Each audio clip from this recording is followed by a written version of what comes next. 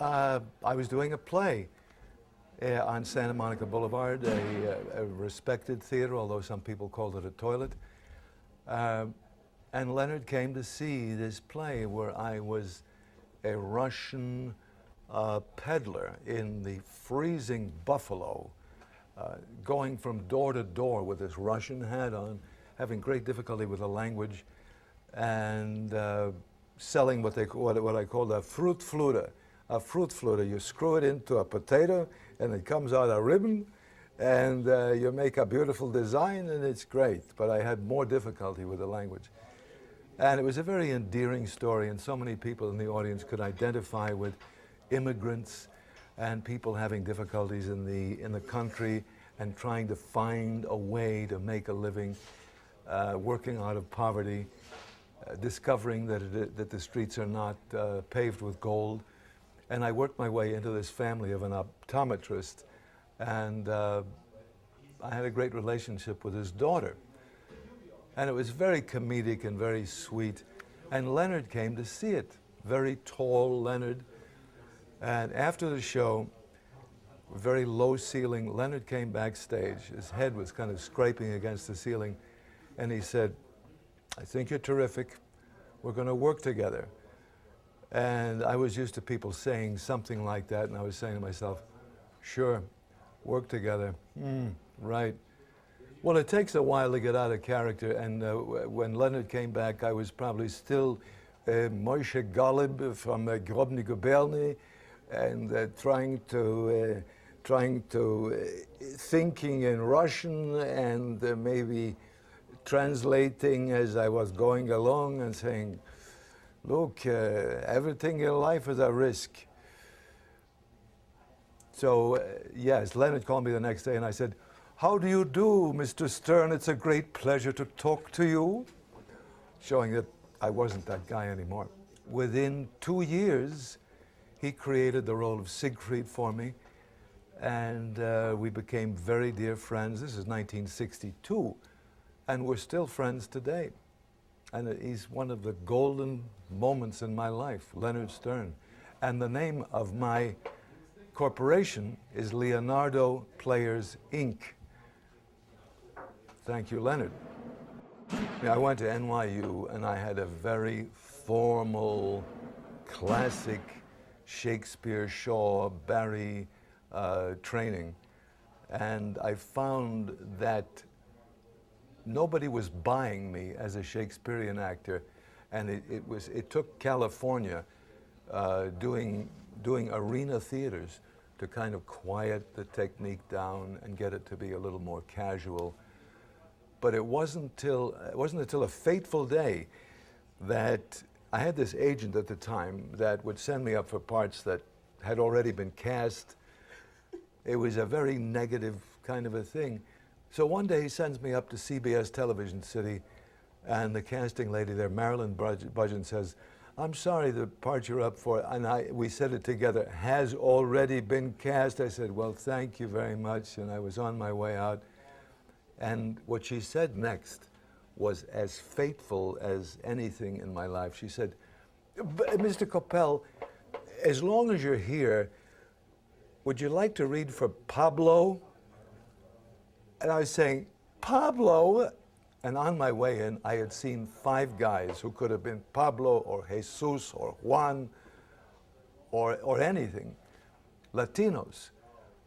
And I just was so frustrated, or you might say pissed, that I said, "Okay, I'm going to take up the precious time of Buzz Blair, the producer, and I don't give a damn. I'm going to see if I can beat Pablo." And I had no idea if I could, but I remember, okay, going in, and my heart is thumping away.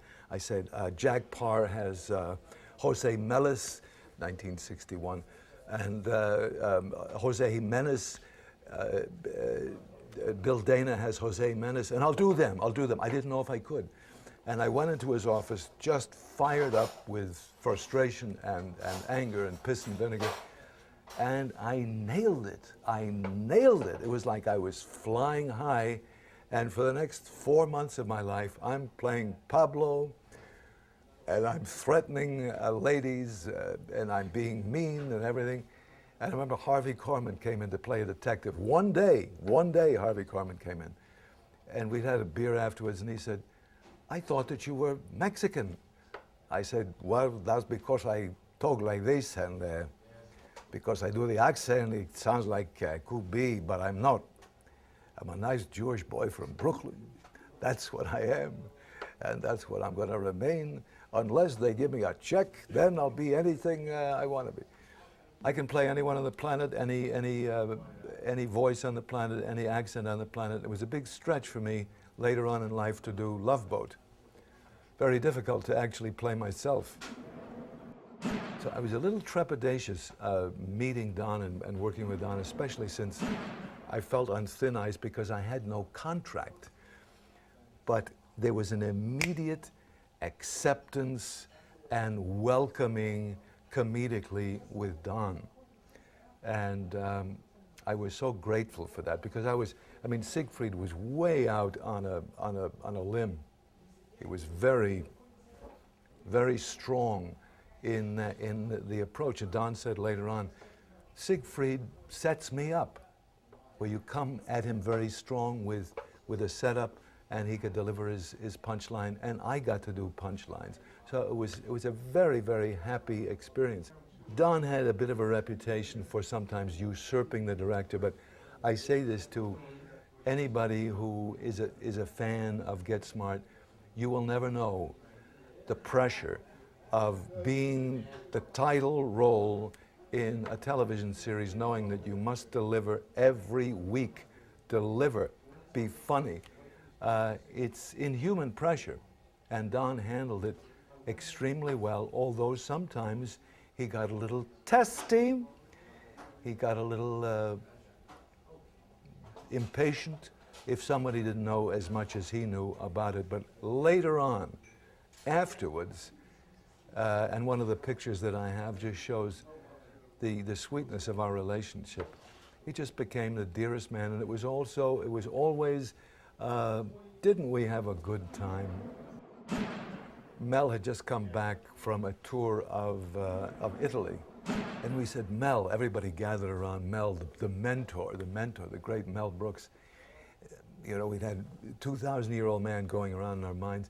We said, Mel, what was the greatest architectural achievement in all of Italy? And without missing a beat, he said, Carlo Ponti's elevator shoes that permit him to kiss Sophia Loren on the lips.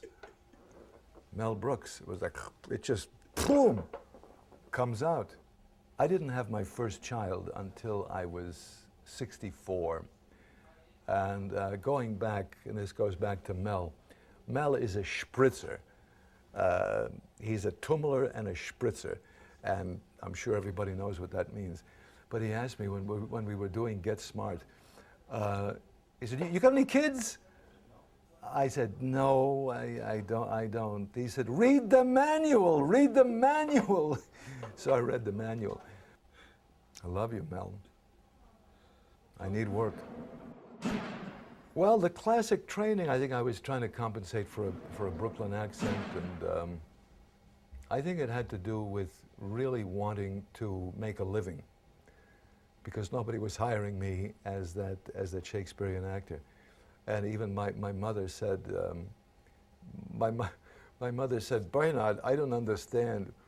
We send you to NYU, you're walking around the house with January, February, all the classical theater, and all of a sudden I see you on the television for the first time, and you're talking like a Puerto Rican. I said, Mother, I don't know how to tell you this, I'm playing a Puerto Rican. Let me tell you something else, Mother.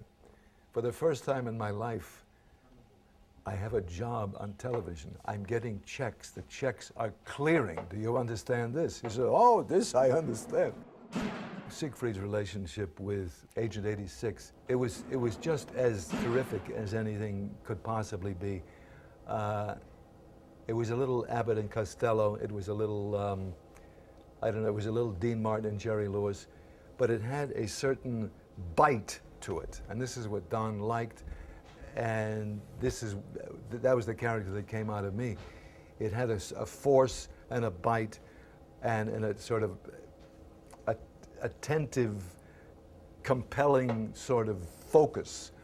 And it helped Don, and it helped me, and it was heaven. And I was 33 at the time. I'm now 72, but I look back on this as being one of the outstanding, happy memories of my career. Agent 86 was that little boy who would go into flights of fancy and flights of empowerment, but who really didn't think things through very carefully. Siegfried was contemptuous, he was supercilious, he always had the answer, and everyone was not as good as he was, but he was defeated by Max 100% of the time. And this is, I could just imagine little kids saying, yippee, we got, we bested the bad authority. And I think this is one of the great appeals of Get Smart. But Get Smart just made me so happy. Like I said, I'd have a 7:15 call. I'd get there at maybe 6:30 or something like that, just getting on a bicycle and just being so delighted. And we had Ray Sebastian was this marvelous makeup man. And as the makeup went on with the graying of the hair, Betty Iverson was the makeup lady. She was the hair lady, spritzing the hair, getting the mustache on, looking more severe, getting the Heidelberg dueling scar on, the collodion scar that stayed with you for days afterwards. It just made me happy. I don't remember what the previous line was, but in the very first show, which was so telling for me because I had no contract, Leonard came on the set and I had captured the chief, and the chief is sitting there. And I said, "You will not divulge our location, you understand?" Yes. I said, "Okay." So he can talk to Agent 86. As soon as he gets on the phone, he says, "Okay, we're it." And I do that to one of my henchmen, and my henchman goes, hits him over the head, and he goes, "Boom." And Smart says, "Well, what happened?" I said, "Your chief has just been silenced by a pistol butt." He said, "Well, couldn't you just shush him?" I said, "This is chaos. We don't shush here." And that became one of the runners, because Leonard was on the set, and he said, "Forget about the other line." He said, "Use this. This is." So then it became, we don't do this here. We don't do that here.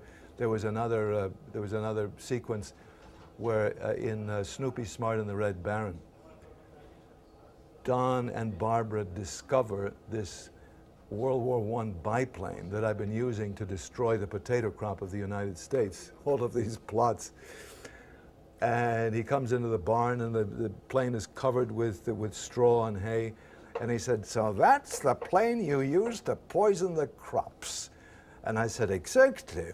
We promised the farmers free crop dusting, but instead of insecticide, we spray a newly developed bacteria, a bacteria capable of entering the potato by osmosis. Once inside, it eats up the entire potato, burps, and dies, leaving no trace." And then Starker says, "And then Siegfried flies home victorious." I said, "Starker, this is chaos. We don't here." Another one of the runners of catchphrases. Oh, I have another catchphrase. When we were in the submarine, we were being bombarded with depth charges, and Smart is giving me the needle, and he said, your men are beginning to panic." And I said, "You will not panic until I give the order to panic." And now 2 depth charges shake the whole thing, and I said, "Prepare to panic." These catchphrases came out of Don's mind, out of Leonard's mind, out of Buck's mind, out of Mel's mind, and sometimes a few out of my mind as well. But you had gloriously brilliant comedic minds working intensely. When I say intensely, we were having a lot of fun. And there was also a spirit of freedom, a spirit of creativity, of easy creativity. Nobody was sitting on anybody with some kind of authoritarian seriousness. It was like, let's enjoy this, let's have fun. And we had a terrific time. We had a script, we studied the script, but once you're in a set, the set sometimes, and doing it with the characters will give you a line, that's so obvious to you in the set. And that's how so many of these lines came out. And of course, Leonard was always there, hovering, haunting, and he would say, why don't you try something? Try this, try that, like the sled, like the this, like the that, and see if it works. And I would say 99 times out of 100, it worked perfectly. Mel made the point, and Neil Simon makes the point, and subsequently I've done some of Neil Simon. And I've read Neil Simon's books, and I've listened to Mel. You've got to bounce comedy off the hard wall of reality, or else it's just mush. So you get some people who are doing wagga wagga, and it gets tiresome. It just gets to be, oh, come on, don't do that. But when you're bouncing it off the hard wall of reality with a very firm attitude, I mean, going back to Sid Caesar, the brilliance of Sid and all of those writers, it can only be funny if you are seriously funny. This is why people would sometimes say, why is Don so serious? He's finding that hard wall. No, he never did anything that would be frivolous or goofy or that silliness, because you just blow it. Get Smart was a satire, but Don brought that. You want to find a word: sincere approach, bouncing it off the hard wall approach, a firm approach. None of it was well, we're not doing it yet, because you lose it. You lose your audience because you say, people will look and say, it's goofy, so who cares? I remember one of the lines that, and this was one of Buck Henry's lines, these high-ranking generals and admirals are in the war room, and they begin to have a quibble, and the quibble elevates into a fight. And one of the guys says, please, gentlemen, stop fighting. This is the war room. Stop fighting. This is the war room. And that was a brilliant line from Buck Henry. Oh, the old gun and the rabbit trick. I had the rabbit, and Don thought he had me, and I said, I'd just like to play with my little rabbit, and I reach in here and I get my rabbit, and I go, hands up!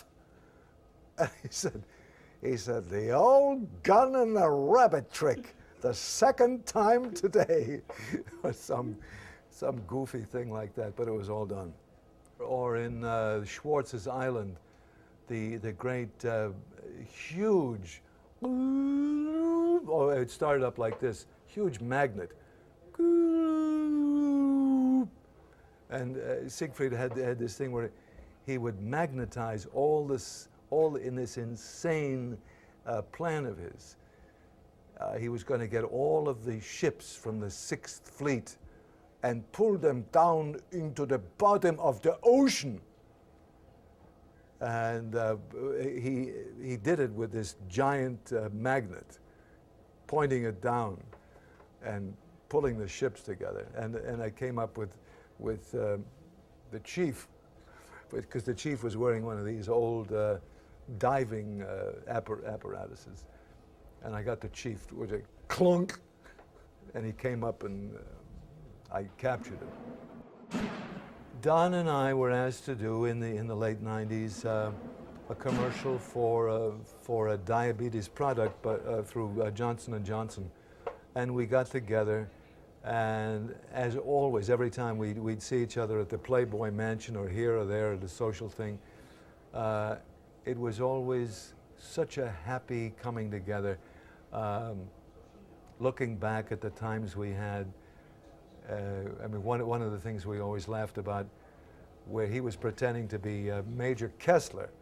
He had his mustache and he had his German accent on, and he said, "You look very familiar." He said, "I've seen you someplace before," and I couldn't quite figure out who he was. He said, "Could it have been?" I said, "Could it have been in El Alamein?" He said, "Nein." I said, Was it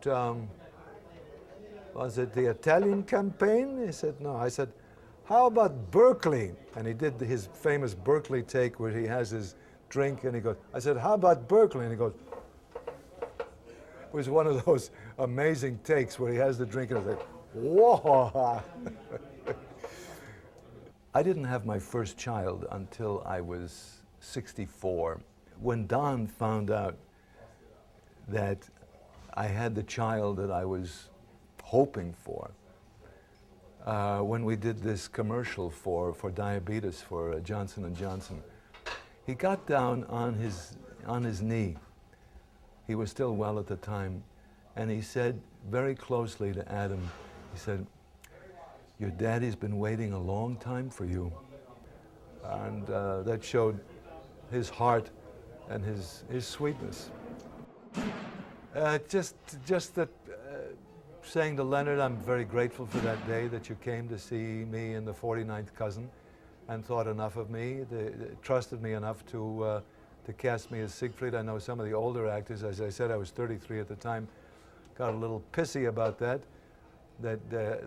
they were the right age. By the way, it was a lot of makeup. Now there's about 3 seconds of makeup to get into that age thing. Very grateful, very grateful. My attitude is gratitude. And that's why I named my company Leonardo Players, Inc., after Leonard Stern. So, thank you.